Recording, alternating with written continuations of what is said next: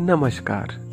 नारद मुनि ज्ञानी घुमक्कड़ में आपका एक बार फिर से स्वागत है। आज हम हैं मैहर की यात्रा पे। मैहर मध्य प्रदेश के सतना जिले में स्थित है और ये देश के 108 शक्तिपीठों में से एक है। मैहर माता को यहाँ के लोकल लोग माई कहते हैं। इस स्थान पर माता सती का हार गिरा था, उसी से माई का हार से मैहर बना है। मैहर माता का मंदिर त्रिकूट पर्वतमालाओं के बीच 600 फीट की ऊंचाई पर स्थित है। मैहर रेल और रोड दोनों ही माध्यमों से पूरे देश से बहुत अच्छे से जुड़ा हुआ है। यहाँ का रेलवे स्टेशन बहुत ही छोटा है, लेकिन ज्यादातर गाड़ियां यहाँ रुकती हैं। यहाँ रोज हजारों की संख्या में दर्शनार्थी आते हैं, लेकिन यहाँ सबसे अधिक दर्शनार्थी नवरात्रों के दिनों में आते हैं। अब हम बात करते हैं रहने की। तो मैहर में रहने के लिए आपको बहुत ही सस्ते होटल मिल जाते हैं। ये बहुत ही छोटा सा एरिया है, कस्बा है एक, तो यहाँ बहुत ज़्यादा महंगाई नहीं है और आबादी बहुत ही कम है। यहाँ के लोग जो हैं ज़्यादातर टूरिस्ट पे ही निर्भर करते हैं। यहाँ और रोजगार का साधन ज़्यादा नहीं है। यहाँ ऑनलाइन पोर्टल से आपको काफ़ी कम होटल मिलेंगे, क्योंकि ज़्यादातर होटल पुराने ज़माने के हैं। तो गोआईबीबो या फिर ओयो रूम्स ये सब काफ़ी कम है यहाँ पे, लेकिन आप आने के पहले एक बार चेक जरूर कर लें। अब हम बात करते हैं खाने की। तो मैहर में ज़्यादातर जगहों पे आपको शाकाहारी भोजन ही मिलेगा, जैसा कि ज़्यादातर धार्मिक स्थलों पर होता है। मैहर में आप बिल्कुल सस्ता खाना खाना चाहते हैं तो यहाँ 2 भंडारे चलते हैं। शारदा अन्नकूट शारदा धाम मैहर के नाम से है। ये सुबह 11 बजे से दोपहर के 2 बजे तक यहाँ पे आपको खाना खिलाया जाता है। ये बिल्कुल रोपवे का जो नीचे का जो शुरुआत होता है वो बिल्कुल उसके बगल में है ये। तो 15 रुपए का आपको टोकन लेना होता है और उसमें आपका पेट भर जाता है। तो खाना बहुत ही अच्छा है और ये शनिवार को बंद रहता है। इसके अलावा मैहर ट्रस्ट की तरफ से भी एक भंडारा चलता है, जहां आपको 10 रुपए में खाना मिलता है। तो आप चाहें तो 15 वाला खाएं, क्योंकि ये उसकी तुलना में काफ़ी बेहतर खाना देते हैं। तो आप अगर सस्ता खाना चाहते हैं और अच्छा खाना चाहते हैं तो आप यहाँ पे आके भी खा सकते हैं भंडारे में। यहाँ भी खाना आपको अच्छा लगेगा। मैहर माता का मंदिर पहाड़ के ऊपर स्थित है और आप सीढ़ियों और रोपवे दोनों ही माध्यमों से माता तक पहुंच सकते हैं। यदि आप सीढ़ियों से जाते हैं तो आपको 1006 सीढ़ियां आपको चढ़नी होंगी, जो कि काफ़ी मेहनत का काम है और आपका बहुत अच्छा खासा समय जाएगा। यदि आप सक्षम हैं तो ही सीढ़ियों का इस्तेमाल करें। बहुत से लोग जो माता से मन्नत मांगे होते हैं वो सीढ़ियों का ही इस्तेमाल करते हैं। सीढ़ियों से जैसे ही आपकी सीढ़ियां पूरी होती हैं, वैसे ही आपको वहाँ पे एक नगाड़े वाला मिलता है, जो कि आपके लिए नगाड़े बजाता है।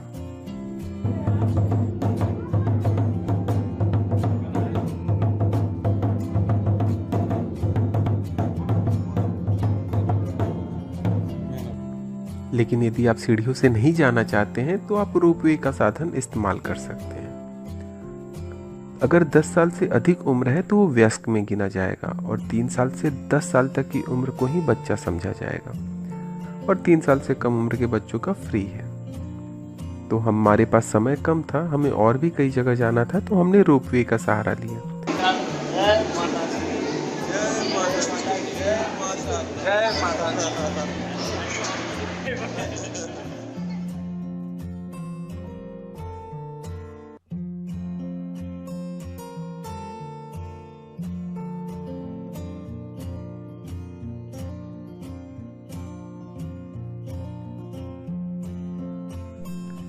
रोपवे का हमारा सफ़र बहुत ही खूबसूरत रहा, क्योंकि रोपवे से जब आप जाते हैं तो आपको पूरा मैहर शहर दिखाई देता है, जो कि बहुत ही अच्छा लगता है देखने में। आज कोहरा ज़्यादा था क्योंकि हम सुबह सुबह दर्शन के लिए आ गए हैं, जिसके कारण पूरा ठीक से तो नहीं दिख रहा है, लेकिन जो भी दिख रहा है बहुत अच्छा लग रहा है। विनय उन्नाव वादी। उम्मीदों का शहर उन्नाव। उम्मीदों का शहर उन्नाव। हमें अब उम्मीद बस उन्नाव से ही बची है मतलब। नहीं, उम्मीदों का शहर बोलते हैं उन्नाव का। तो ऐसा क्यों कहते हैं? मतलब ऐसी क्या उम्मीद जगा दी उन्नाव ने? उसने केवल उम्मीद ही जगाई ना, करता कुछ होता नहीं वहाँ।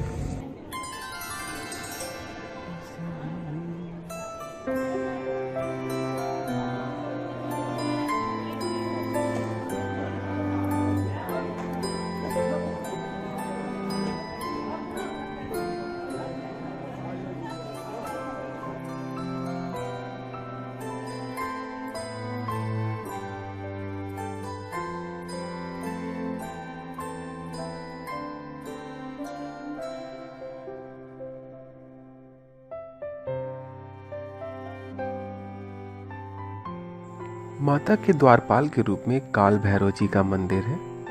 तो लोग सबसे पहले यहाँ दर्शन करते हैं, उसके बाद माता का दर्शन करते हैं। इस मंदिर के बारे में बहुत सी मान्यताएं हैं। रात को आखिरी आरती के बाद मंदिर का पूरा कैंपस पूरी तरह से ताला लगा दिया जाता है। यहाँ रात को ऊपर कोई भी नहीं रहता। आल्हा माता के बहुत बड़े भक्त थे और आल्हा की भक्ति से खुश होकर के माता ने उन्हें अमृतत्व का वरदान दिया हुआ है। तो ऐसा माना जाता है कि इस मंदिर में पहली पूजा आल्हा आके खुद करते हैं। कई बार यहाँ जब मंदिर का सुबह दरवाजा खोला जाता है तो वहाँ कई बार पुष्प और पूजा सामग्री मिल जाती है।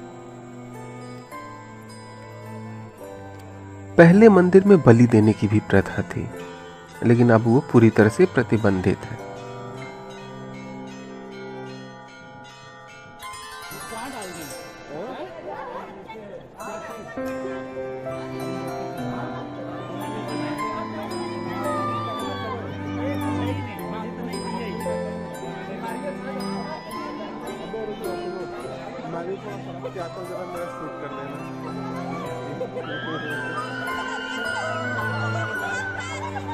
यहाँ मंदिर में बच्चों को खेलते हुए देख के मेरे अंदर का भी बच्चा जाग गया और मैं भी बच्चा बन गया।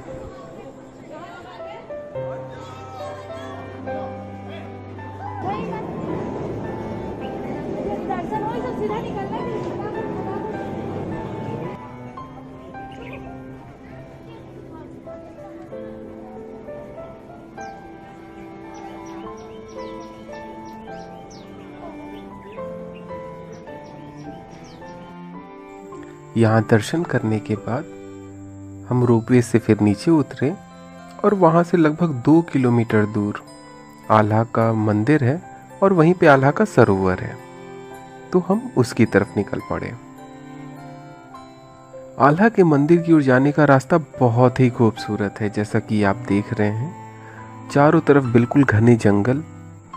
अभी तक हमको मैहर में ऐसे जंगल कहीं नहीं दिखाई दिए थे जितनी हमारी यात्रा हुई थी। तो बहुत अच्छा लग रहा था हमें। तो इन खूबसूरत रास्तों से होते हुए, जो कि लगभग 2 किलोमीटर है, तो हम आल्हा के मंदिर तक पहुंचे। पहले मंदिर में दर्शन किया।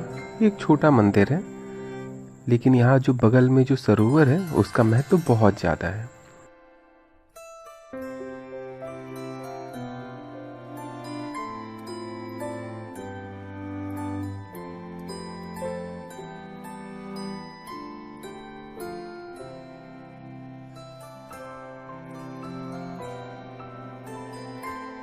ऐसा कहा जाता है कि आल्हा पहले रोज सुबह इसी सरोवर में स्नान करके पैदल माता के मंदिर तक जाते थे और पूजा अर्चना करते थे। सरोवर पूरा कमल से भरा हुआ है, तो आप यहाँ बैठ के नज़ारा यहाँ से लेंगे तो बहुत ही खूबसूरत लगता है, क्योंकि पीछे पहाड़ियाँ दिखाई देती हैं और सामने कमल खिले हुए दिखाई देते हैं। और यहाँ आपको बहुत ही शांति मिलती है, बहुत अच्छा महसूस होता है।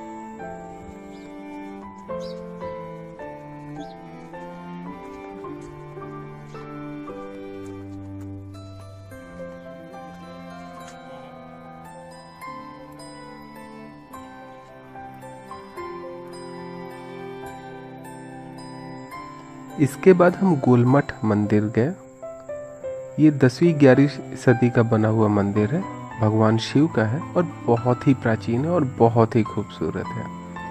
छोटा मंदिर है लेकिन आप यहाँ आएंगे तो आपको बहुत अच्छा लगेगा।